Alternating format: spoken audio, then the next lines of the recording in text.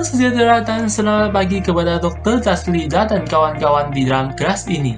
Saya Ko Yongja, nomor metrik 280549, dan ahli kumpulan saya dari kumpulan ke-11 ingin membentangkan hasil tugasan kami. Selepas pembincangan, kumpulan kami telah bersetuju untuk memilih pencemaran air di Sungai Selangor sebagai tajuk laporan kita. Apa itu pencemaran? Menurut Akta Kualiti Alam Sekitar, pencemaran diiktiraf sebagai perubahan sama ada secara langsung atau tidak langsung kepada sifat-sifat fisik, kimia, atau biologi mana-mana bahagian alam sekeliling dengan melepaskan atau mengeluarkan bahan buangan hingga menjejaskan kesihatan, keselamatan, atau kebajikan awam manusia, haiwan, dan tumbuhan. Terdapat berbagai bentuk pencemaran seperti pencemaran udara, pencemaran tanah, dan pencemaran air. Pencemaran air telah kami pilih sebagai tajuk tugasan. Pencemaran air ialah perubahan yang berlaku kepada air dari segi kandungan atau warna serta sifat-sifat kimia yang disebabkan oleh berbagai bahan pencemar dalam berbagai bentuk seperti pekerja, cecair, dan gas. Isu ini merupakan satu ancaman yang bukan sahaja mengancam manusia, tetapi juga memberi kesan ke atas berbagai kehidupan seperti flora dan fauna, kerana semua kehidupan di atas bumi ini bergantung kepada air sebagai keperluan asas. Nama saya Rali Welong, nombor metrik 280551. Hari ini saya hendak membentangkan latar belakang, iaitu punca utama kumpulan kita memilih pencemaran sungai di Selangor sebagai tajuk. Hal ini disebabkan oleh isu pencemaran sungai di Selangor sering dibincangkan dalam media massa akibat kederitaan penduduk kerana penghentian perkaran air. Baru-baru ini, pencemaran sungai di Selangor telah berlaku sebanyak 2 kes, iaitu di Sungai Gong dan Sungai Semenik. Faktor yang menyebabkan pencemaran Sungai Gong adalah diakibatkan oleh perbuatan sebuah kilang membuang sisa yang mengandungi pelarut kimia ke dalam Sungai Gong dan menyebabkan bacaan ambang pencemaran bau menunjukkan sebanyak 3 ton. Impaknya, loji lawatan air Sungai Selangor Fasa 1, Fasa 2, Fasa 3 dan lantau panjang terpaksa ditutup serta menyebabkan gangguan perkaran air.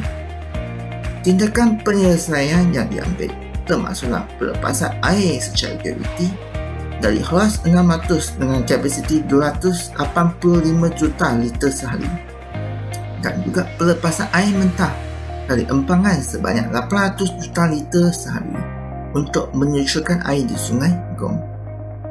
Manakala dalam pencemaran air di Sungai Semenik, siasatan awal menunjukkan pencemaran bau yang mengalirkan ke Sungai Semenik adalah dari Sungai Batang Benar yang berhampiran dengan kawasan perindustrian nilai di Negeri Sembilan. Disebabkan perhentian tugas sepenuhnya di LRA Semenik dan Bukit Tampoi, 602 juta liter air tidak dapat dihasilkan oleh Air Selangor untuk membekalkan kepada pengguna di 274 kawasan.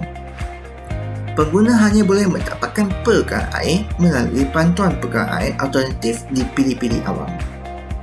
Dengan kes-kes pencemaran air yang berlaku di Selangor ini, kumpulan kita mempunyai perasaan ingin tahu untuk mengaji apa faktor lain pencemaran sungai di Selangor, kesan kepada bangsa dan negara, langkah untuk mengatasi masalah pencemaran ini agar dapat memberi sumbangan supaya rakyat Selangor tidak perlu risau dengan perkaran air di Selangor. Seterusnya diteruskan pula oleh saya Muhammad Zaim bin Abdul Afif, metrik nombor 280550 bagi faktor-faktor pencemaran sungai. Antara punca berlakunya pencemaran sungai adalah disebabkan oleh kegiatan industri kilang yang melepaskan sisa-sisa buangan domestik ke dalam sungai seperti minyak-minyak yang terpakai atau sampah tanpa pengawalan yang mantap. Pengurus kilang sepatutnya menguruskan segala kegiatan industri secara cekap, sistematik dan bertanggungjawab supaya tidak mengganggu ekosistem. Hal ini boleh dikaitkan dengan kejadian pencemaran sungai yang berlaku di Sungai Gong yang telah menjadi punca kepada tercetusnya krisis bekalan air di 7 kawasan di Lembah Kelang baru-baru ini. Pencemaran ini disyaki berlaku akibat daripada pembuangan sisa toksik oleh 3 kawasan kilang dari kawasan perindustrian nilai Negeri Sembilan. Tuntasnya dapat disimpulkan bahawa pencemaran berlaku disebabkan oleh kegiatan segelintir industri yang melepaskan segala bahan toksik ke dalam sungai. Oleh itu, kerajaan perlulah mengambil serius dengan masalah ini dan mengenakan tindakan undang-undang untuk memberi pengajaran kepada golongan tersebut. Selain itu, pembuangan sampah sarap oleh penduduk yang menetap di kawasan perumahan sepanjang aliran sungai, pinggir pantai maupun tepi tasik juga boleh dikaitkan dengan punca kepada pencemaran air. Antara bahan buangan tersebut adalah sampah sarap, najis ataupun minyak terpakai. Bahan-bahan ini dikatakan menjadi punca kepada pencemaran air kerana bahan-bahan ini akan menyebabkan sifat air berubah dan kualiti air juga berubah, lalu membawa kepada pencemaran. Sebagai contoh, sungai yang pernah tercemar pada tahun 1980-an iaitu Sungai Semunyih yang disebabkan oleh pembuangan najis khinzir. Kesannya bukan hanya pada air sungai, malah membawa kepada pencemaran laut. Oleh itu, bagi mengelak daripada berlakunya pencemaran air sungai maupun laut, kita sebagai pengguna perlulah mempunyai kesedaran sivik dan bertanggungjawab dalam menguruskan bahan buangan secara betul dan sistematik. Di samping itu, antara punca pencemaran air sungai adalah disebabkan oleh kegiatan pembalakan yang berlaku di hutan. Hal ini dinyatakan sedemikian kerana pokok-pokok yang ditebang akan mengakibatkan fizikal tanah itu menjadi kurang kukuh kerana tidak mempunyai sokongan daripada akar tumbuhan yang mencengkam tanah dan mengekalkan struktur tanah. Keadaan struktur tanah yang lemah ini akan mendorong kepada berlakunya hakisan tanah lalu mengalir ke dalam sungai apabila berlakunya hujan lebat. Kesan daripada itu, tanah yang mengalir ke dalam sungai tersebut akan termendap di dalam sungai iaitu bahagian dasar sungai itu sendiri, lalu menyebabkan sungai menjadi cetek.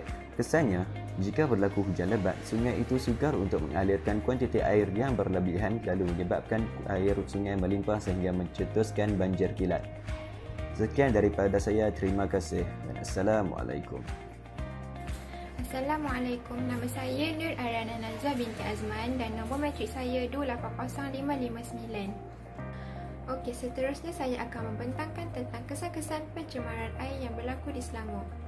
Kesan yang pertama ialah penutupan kilang.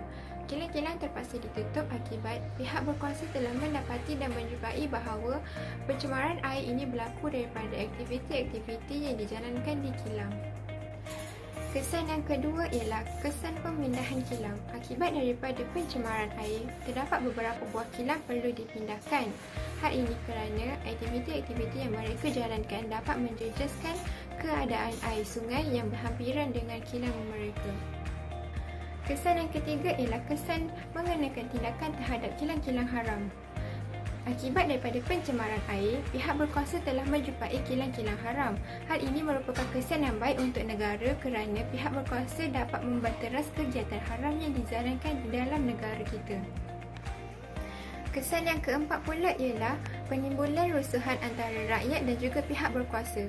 Hal ini berlaku apabila pencemaran air yang berlaku secara berterusan akan menyebabkan rakyat menganggap bahawa pihak berkuasa tidak mempunyai apa-apa strategi untuk menyelesaikan masalah yang dihadapi oleh rakyat. Kesan yang kelima ialah pencemaran bau.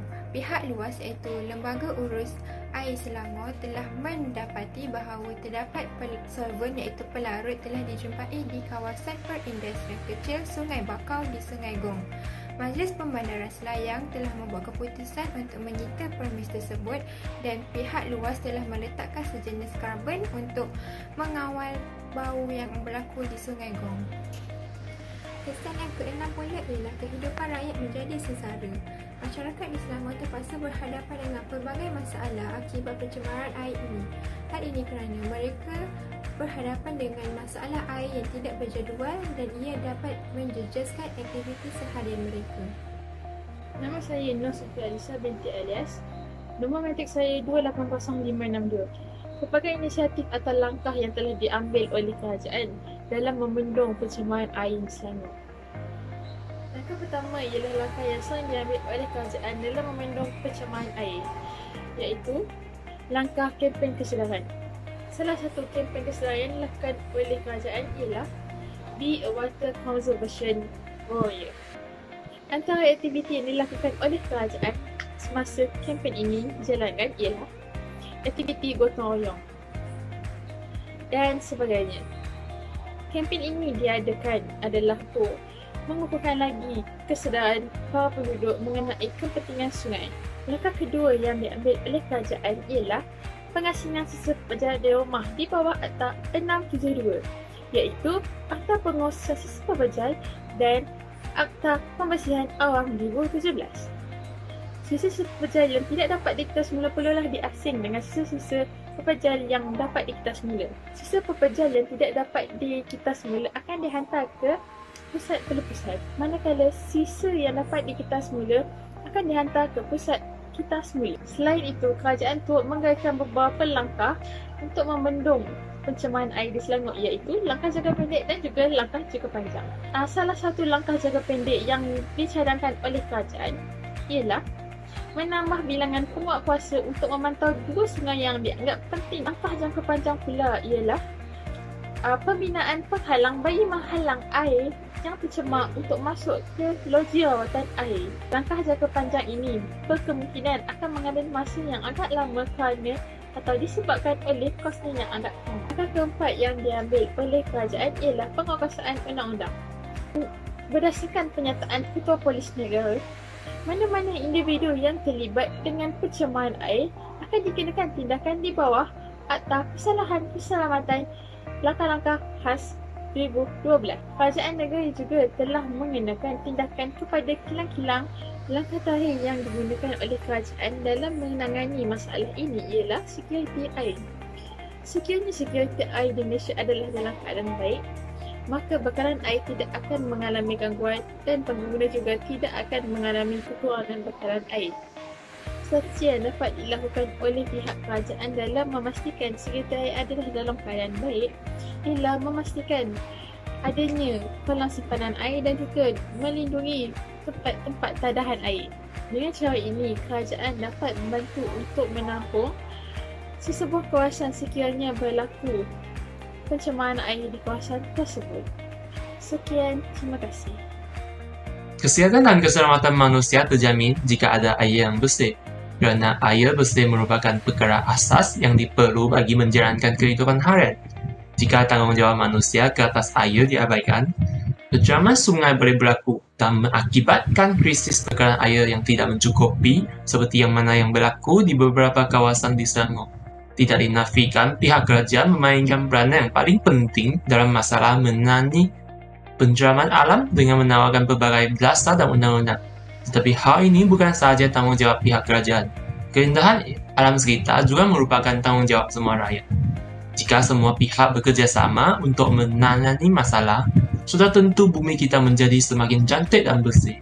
Jadi, kita patut bekerjasama menangani pencemaran alam sekitar yang berleluasa sekarang supaya suasana yang aman dan harmoni dapat diwujud di negara kita sehinggalah seluruh dunia.